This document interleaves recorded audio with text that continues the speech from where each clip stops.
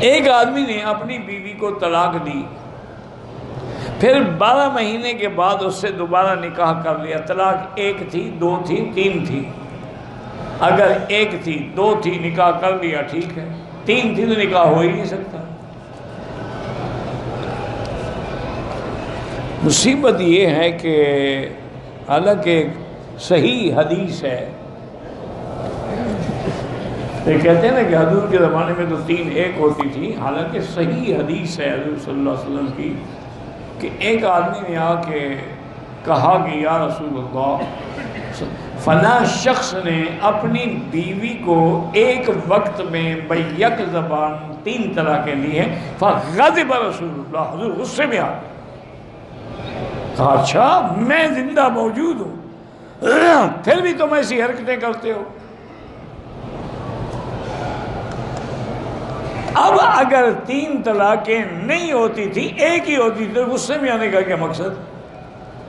کہتے بھی کوئی حاضر نہیں، یوں کر لو، جا کے دوبارہ نکاح کر لو۔ غصہ اسی لیے تھا نا کہ تم نے اب اپنے اوپر پورا حرام کر دیا، اب حلال نہیں ہو سکتی۔ تو صحیح حدیث ہے حضور صلی اللہ علیہ وسلم۔ اور پھر ہمیشہ یاد رکھیں کہ دین کو سمجھنے کے لیے ائمہ 4 جو ہیں، 4 امام جو ہیں، اللہ ان کی قبروں پہ کروڑوں رحمتیں فرمائے، انہوں نے قرآن و حدیث کے لب کو سمجھا ہے، مغز کو سمجھا ہے۔ وہ 4 امام یہی کہتے ہیں کہ 3 طلاقیں 3 ہوتی ہیں۔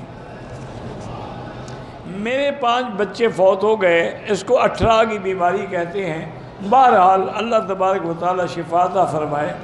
اس کے لیے بھی علماء نے ایک لکھا ہے تجربہ کہ جس عورت کے بچے پیدا ہو کے مر جاتے ہیں یا حمل گر جاتا ہے، وہ 160 دفعہ ایک کاغذ میں بسم اللہ الرحمن الرحیم، بسم اللہ الرحمن الرحیم، بسم اللہ، یہ آیت لکھ کے طویل بنا کے اپنے پاس رکھے یا گلے میں ڈال لے، تو انشاءاللہ اللہ بچہ دیں گے تو صحیح سالم ہوگا۔